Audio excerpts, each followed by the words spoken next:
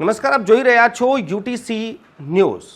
લોકસભા 2024ની ચૂંટણી પહેલા વિપક્ષ એવા ગંભીર આક્ષેપ લગાવે છે કે જો ભારતીય જનતા પાર્ટી ફરીવાર શાસનમાં આવી તો તે સંવિધાનને બદલી દેશે અને ઘણા બધા કાયદાઓ બદલી નાખશે।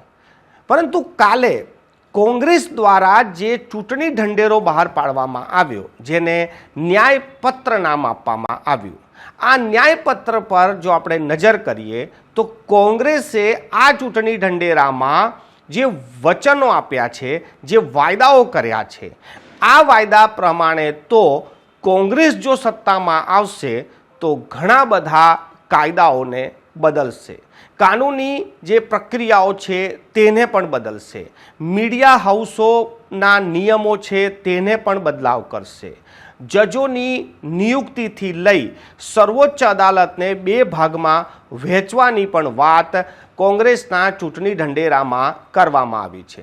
ઇન્ટરનેટને લઈને જે વારંવાર બંધ કરવામાં આવે છે તેના કાયદા અને સાથે સાથે જે જાંચ એજન્સીઓ છે એ જાંચ એજન્સીઓના પાવર કટ માટે પણ કોંગ્રેસે વચનો આપ્યા છે। કોંગ્રેસે સંસદીય જે પ્રણાલી છે એને બદલવાના પણ વચનો આપ્યા છે। એટલે કોંગ્રેસે જે ચૂંટણી ઢંઢેરામાં જે વચનો આપ્યા છે તેનાથી તો એવું લાગે છે કે જો કોંગ્રેસ શાસનમાં આવશે તો સંસદની પ્રણાલીથી લઈ સર્વોચ્ચ અદાલતની કામગીરી અને જાંચ એજન્સીઓના કામ કરવાનો જે ઢબ છે એને પણ કોંગ્રેસ બદલશે। હવે કોંગ્રેસ આવું કેમ કરી રહી છે? આ ચૂંટણી ઢંઢેરામાં કોંગ્રેસે આવા વાયદાઓ કેમ કર્યા છે? આની પર જો આપણે નજર કરીએ તો પાછલા 10 વર્ષમાં ભારતીય જનતા પાર્ટીની સરકાર છે। 14થી 19 અને 19થી 24, 14થી 19 સુધીમાં ભારતીય જનતા પાર્ટીએ જે રીતેનું શાસન કર્યું ત્યારે વિપક્ષે આ આગાહી કરી હતી કે જો નરેન્દ્ર મોદીની સરકાર 2019માં આવશે તો ઘણા બધા કાયદાઓ બદલી નાખશે અને જે ભારતની જે મોટી મોટી એજન્સીઓ છે, જે સંવૈધાનિક જે વસ્તુ છે તેનાથી છેડછાડ કરવામાં આવશે અને વિપક્ષના કયા પ્રમાણે એવું જ કંઈ થઈ પણ ગયું। વડાપ્રધાન નરેન્દ્ર મોદીની સરકારે પાછલા વર્ષોમાં જે રીતે કાયદાઓમાં બદલાવ કર્યા, નવા કાયદાઓ બન્યા, તેમાં તો ચૂંટણી પંચને નિમવા માટે પણ પોતાના કાયદા નવા બનાવી દીધા, જેમાં સુપ્રીમ કોર્ટના ચીફ જસ્ટિસને જ બહાર કાઢી મૂક્યા અને આવા તો અનેક કાયદાઓને બદલીને ઈડીને વધારે પાવર આપીને વિપક્ષને દબાવવાની કોશિશ કરવામાં આવી। ઘણી વખત આપણે એ પણ જોયું છે કે મીડિયા હાઉસ પર પણ એક દબાવ લાવવાની કોશિશ કરવામાં આવી, વારંવાર ઇન્ટરનેટને બંધ કરવાની વાત કરવામાં આવી અને આવી ઘણી ફરિયાદો પાછલા વર્ષોમાં થઈ છે।